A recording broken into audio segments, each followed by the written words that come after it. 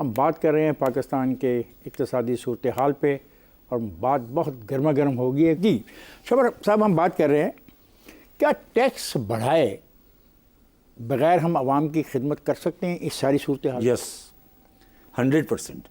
आवाम की खिदमत का कोई ताल्लुक इस वक्त टैक्स के ताल्लुक नहीं है। आवाम की खिदमत से मुराद है उनकी दवाइयाँ में कहाँ से, वही आ रहा हूँ ना, उनकी तालीम के लिए स्कूल कहाँ से बनाऊंगा, उनको सहूलतें कहाँ से फराहम करूँगा, पैसा कहाँ से आएगा? उसी पे आ रहा हूँ ना सर। मैं सिंध का फाइनेंस मिनिस्टर था केयर टेकर का 2013 में। मेरे पास इतने पैसे थे, मुझे खर्च करने नहीं आते थे। मैं आपको बिल्कुल जेन्युइनली बता रहा हूँ। तो भैया मैं कहना तो नहीं चाहता कि आपकी कोई नाहली होगी कि आपको पैसे नहीं खर्चने आते। इस मुल्क में आपको पैसे खर्च करने नहीं आते। नाहली थी, इसलिए मैं 1 महीने बाद हटा दिया गया। ये पहले हटा दिए गए, फिर छोड़ दिया। आप जैसा आदमी भी समझ नहीं आती क्या करता है। इसलिए मजबूर है, गरीब आदमी, इसलिए तो गरीब आदमी। आप गरीब हैं सर? बिल्कुल गरीब हूँ। देखिए सर, बात यह है कि जो NFC अवार्ड के बाद सूबाई गवर्नमेंटों के पास पैसे हैं और सारी जो आवाम के साथ ताल्लुक़ है ना सर, वो सारी चीज़ें सूबाई गवर्नमेंट के पास हैं। Health, education, transport, irrigation, law and order, कोई ताल्लुक ही नहीं है आम आदमी का फेडरल गवर्नमेंट के साथ। इसका मतलब टैक्स बढ़ाए बगैर सूबाई हुकूमतें NFC से मिलने वाले पैसों की मौजूदगी में तमाम सहूलतें दे सकती हैं। 120% पाकिस्तान में फेडरल गवर्नमेंट के प्राइम मिनिस्टर के पास सिर्फ एक पावर है, वो पावर है चीफ ऑफ आर्मी स्टाफ की अपॉइंटमेंट। बाकी सारी पावर बहस पावर की नहीं हो रही। My question is very simple. क्या टैक्स बढ़ाए बगैर? आपने कहा हाँ टैक्स बढ़ाए, 110% कह रहा हूँ ना। और फिर आपने NFC का हवाला दे दिया। NFC में जो पैसे मिल रहे हैं 54%, उसमें इतने पैसे हैं कि कोई गवर्नमेंट शॉर्टफॉल में नहीं है। तो बलूचिस्तान वाले रो रहे हैं कि हमारी गुर्बत नहीं खत्म हो रही। कभी नहीं कहा बलूचिस्तान ने कि पैसे की शॉर्टफॉल। अवाम कहते हैं ना, वो कहते हैं गवर्नमेंट ने तो नहीं कहना, अवाम ने रोना है। अवाम रोती है, अवाम तो रोती है। डिलीवरी नहीं हो रही, वो एक अलग सब्जेक्ट है। गवर्नेंस नहीं है, अच्छी गवर्नेंस नहीं है। मतलब सूबों में गवर्नेंस न होने की वजह से NFC अवार्ड का जो फायदा होना था वो आवाम तक नहीं पहुंच रहा। बिल्कुल, आप ये कह रहे हैं। ये है अच्छा, आपने बड़ी अच्छी बात की, हम बिल्कुल अच्छी जगह पर आ गए। ये है पाकिस्तान का बुनियादी मसला जो कभी डिस्कस नहीं होता। मैं तो आपसे डिस्कस कर रहा हूं। ये डिस्कस है कि आप ये डिस्कस करें कि NFC अवार्ड 2010 के बाद जो सूबाई गवर्नमेंट को पैसे मिले हैं, क्या वो आवाम के लिए इस्तेमाल हुए हैं या नहीं हुए? आप क्या कहते हैं? 100% नहीं हुए। ये तो इल्जाम लगा रहे हैं आप, सीधा साधा इल्जाम है। नहीं, अगर चले ऐसे अगर हुए तो क्या आवाम को इंसाफ मिल रहा है? क्या आवाम को हेल्प मिल रही है? इतने पैसे नहीं उनके पास, वो क्लेम करते हैं। वो क्लेम करते हैं हमारे पास पैसे नहीं है। वजीर खजाना पंजाब को बुला लेना। हाँ, क्या पूछो उससे? मैं पूछे भी तुम्हारे शॉर्टफॉल बनी की है, बता दो, पूछ लो ना, बुलाओ उसको, पूछो तो शॉर्टफॉल। वो तो कहता है कि मेरे पास BHU चलाने के लिए पैसे नहीं है। नहीं कहा उसने। वो कहता है नहीं, वो कहता है कि मेरे पास BHU चलाने के लिए पैसे नहीं है। BHU क्या चीज? Basic health unit. टोटल बकवास करता है। उसके पास आधे डॉक्टर जो हैं वो घोस्ट हैं, अस्पतालों में दवाइयां नहीं है। मैं तो यार, दवाइयां क्यों नहीं है जब पैसे नहीं उनके, और दवाई कहां से लाएं? मैं ये अर्ज कर रहा हूं ना इफ्तिखार साहब, आप बहस कर रहे हैं मेरे साथ। मैं बहस क्यों नहीं करूंगा आपसे? मैं मिनिस्टर रह चुका हूं, मुझसे पूछ रहे हो। आप मिनिस्टर जरूर रहे हैं, लेकिन मैं भी अवाम हूं। तो अवाम तो भुगतती है। मैं ये कह रहा हूं कि जो NFC अवार्ड के पास पैसे आए हैं वो खर्च कर ही नहीं सकते। अच्छा, आप ये कहते हो आपको। आप ये कह रहे हो साहब,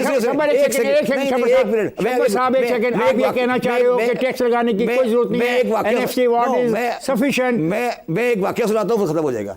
जब मैं फाइनेंस मिनिस्टर था, मैंने कहा कि आप, मेरे पास पैसे हैं। मैंने IG पुलिस उस वक्त को कहा कि आप मुझे कराची के 4x4 का जो कमर्शियल एरिया है, इसमें सारे इस कैमरे लगाने की इजाज़त दे दें, फंडिंग मैं कराऊंगा। मैंने कहा मैं तुम्हें 4 मील के एरिया को सिक्योरिटी दे देता हूँ, और वो 4 मील का एरिया जो है वो पाकिस्तान की 80% ट्रेड को रिप्रेजेंट करता है।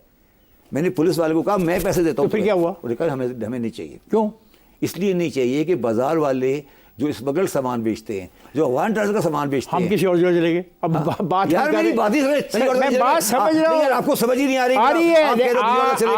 आप बात करना चाहते हैं वापस हेर फेर के ट्रेडर्स के ऊपर के वो पैसा नहीं देते, और मैं बात उससे आगे ले जाऊँ। मैं किसी की बात नहीं कर सकता। मुझे कुछ ट्रेडर्स के साथ मेरा लेवल नहीं है उनसे बात करने का। तो फिर मैं ट्रेडर के लेवल पे बात नहीं। आपने एक अच्छी बात की। मेरा सवाल था टैक्स बढ़ाए बगैर, आपने कहा NFC अवार्ड को सही तरीके से इस्तेमाल करो तो मसाइल हल हो सकते हैं। 100%। अब नेक्स्ट कह दिया ना मैंने। अब नेक्स्ट चलना है, इससे आगे चलना, इससे आगे है। अभी आपने अफगान ट्रांजिट ट्रेड की बात की। सर, अफगान ट्रांजिट ट्रेड हमारा एक बैनुल-अक़वामी मुआहदा है और हमें इसको एहतराम करना है।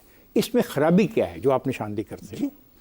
अफगान ट्रांजिट ट्रेड के अंदर खराबी ये है कि जो अफगानिस्तान की रिक्वायरमेंट है 4,000 टन की, वो उन्होंने जिंदगी में कभी काली चाय नहीं पी। ये तो आप कहते हैं ना। हाँ चलो नहीं, मैं चलो छोड़ दो। मैं कहता हूँ जब उनके यहाँ लाइट नहीं थी, जब वो टीवी वोट करते थे, ठीक है। अच्छा अच्छा, क्या हम रोक सकते हैं इंटरनेशनल ऐसे मुद्दे में ये सवाल कर सकते हैं? यस। किस तरह? यस वो कर सकते हैं अगर अब्यूज हो रहा हो तो। अब्यूज हो गया ना, सुने, जब लाइट नहीं है तो हम टीवी भेज रहे हैं तो अब्यूज हो गया ना। सुन लो, पहले अफगान ट्रांजिट ट्रेड होती थी, एक बैंक अफगानिया होता था पाकिस्तान में, एक अफगानिस्तान का बैंक था, उससे हम कंट्रोल करते थे कि कौन सी एलसी खुल रही है, कौन सी एलसी नहीं खुल रही। हमारे मरहूम ज़ियाउल हक ने जब 79 की वॉर आई, वो बैंक बंद करा दिया, अब सारी एलसियाँ दुबई से खुल रही है। आप ये चाहते हो कि बैंक अफगानिया वापस पाकिस्तान में होना चाहिए अगर अफगान ट्रांजिट ट्रेड नहीं चलना है? जी। Point of view is this, ठीक है, ऑलराइट। सर, क्या आप भारत में किए जाने वाले उन इकदाम की हमायत करते हैं कि वो बड़े नोटों को उन्होंने एक दिन बंद कर दिया कि आज के बाद ये बड़ा नोट नहीं चलेगा? 100%, 120%। मार्केट क्लैप्स नहीं कर जाएगी? कोई नहीं, कहाँ क्लैप्स की? तबाही नहीं हो जाएगी? कोई क्लैप्स नहीं की यार। आपको यही तो एक फियर ऑफ अननोन है ना। तो आप मुझे समझाए ना, you are the expert, I am not expert. देखिए, एक्सपर्ट की बात नहीं, मैंने तो आपको कह दिया ना।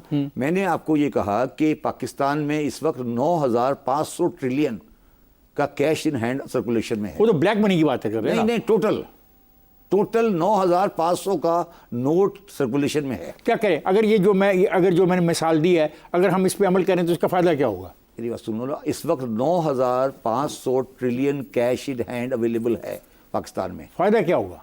फायदा ये होगा कि जो लॉकर्स में और रिश्वत के लिए पैसा उस पर पड़ा हुआ है सेफ्स में, वो यूजलेस हो जाएगा। मैंने इंडिया में ये कहा था उन्होंने कि ये नोट बेकार हो गया। मैं ये कह रहा हूँ, नोट बेकार नहीं करें। आप उसे ये कहें कि आप 6 महीने बाद 6 महीने के अंदर जाके नया नोट ले लें, ख़त्म। शफा साहब, इससे पहले कि मैं ब्रेक पे जाऊँ, आपको याद होगा कि 1973 में गालिबन जब बांग्लादेश एक मुल्क बन गया तो हमने अपने नए नोट जारी करने के लिए पुराने नोटों को लोगों से ले लिया था, तो उसका कोई फायदा हुआ था? नुकसान भी नहीं हुआ।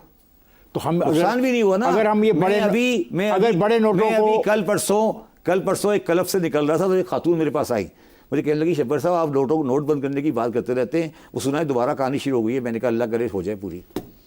मैंने कहा आपको तकलीफ क्या है? ये तो अल्लाह करे आपकी ख्वाहिश पूरी हो जाए। फायदा मुझे बता दिए, मैं ब्रेक में चला। फायदा ये है कि आप गरीब आदमी हैं, मैं भी गरीब आदमी हूँ, आपके पास सेफ भी नहीं रखी, इसलिए आपको नहीं लग रहा। नहीं लग रहा फायदा होगा। 2 MNA, एक MNA सिंध का, एक MNA पंजाब का, उसके लॉकर की तस्वीरें उसमें आ चुकी हैं। नहीं, ब्लैक इकोनॉमी की बात, हाँ, खत्म हो जाएगी। करप्शन का रिड्यूस हो जाएगा लेवल। अच्छा, मुल्क में जो ज़री आमदन है सालाना, वो GDP का कोई कहते हैं 25 या 7% है, कोई 26 कह रहा है, और कहते हैं कि जी बहुत थोड़े पैसे मिलते हैं, 4 अरब रुपया। क्या वजूहत है? पाकिस्तान में ज़रूरी आमदनी पर टैक्स का जो इशू है उसको भी समझा नहीं गया है। जो असल में ज़रूरी आमदनी है, मतलब वो लोग जो एक्चुअली काश्तकारी कर रहे हैं और चीज़ें उगा रहे हैं, अगर आप उसको टैक्स करेंगे, आज भी टैक्सेबल है वो, उसमें कोई आपकी रिकवरी नहीं आएगी। 100-200 बिलियन रुपीज़ आ गए तो बहुत बड़ी बात है। जो मसला है वो है एग्रीकल्चर का आड़ती और दरमियान का मिडल मैन। हम इस चीज़ को मिला रहे हैं। हम ये समझते हैं कि जो एग्रीकल्चर का आड़ती है और एग्रीकल्चरिस्ट है वो एक ही बात है। जो आड़ती है वो दोनों को मार रहा है, वो कंज्यूमर को भी मार रहा है, एग्रीकल्चरिस्ट को भी मार रहा है, और वो अपने आप को एग्रीकल्चर इनकम के खाते में दबाकर सारा काम निकाल रहा है। तो आड़ती पर क्या, आड़ती कोई टैक्स नहीं देता? नहीं, कोई एक पैसा देता तो होगा। अगर मार्केट में बैठा, मार्केट कमेटी में बैठा, रजिस्टर्ड है वो तो। अगर पूरे पाकिस्तान के, पूरे पंजाब के आड़तियों का टैक्स अगर पूरा मिलाकर 15 बिलियन हो जाए तो मैं अंदर टैक्स की बात कभी नहीं करूंगा। मतलब आड़ती तो सर वो टैक्स में होगा ना, तो बैठा हुआ है, वो तो रजिस्टर्ड है। वो किसके पास रजिस्टर है? मार्केट कमेटियों में, हुकूमतों के साथ, अदारों के साथ। मार्केट कमेटी में कब गए आप? मैं गया था एक दिन। अब मेरे साथ क्या हुआ? आप सुने ना, मैंने इस काम पे हाथ डाला था। अब मार्केट कमेटी के अंदर सौदे होते हैं 100 में से 2, बाकी 98% मार्केट कमेटी के बाहर, मंडी के बाहर हो रहे होते हैं। आप समझते हैं कि आपका ये कहना है, जब हम टैक्स की बात करते हैं एग्रीकल्चर की, तो आप समझते हैं कि जो मालिक है ज़मीन का, उसका कोई ताल्लुक नहीं, बल्कि जो वो पैदावार करता है और जब वो आड़ती के पास जाती है और फिर वहाँ पे जो प्रॉफिट कमाया जाता है, आप उसको टैक्स करना है। उसको टैक्स, ठीक है।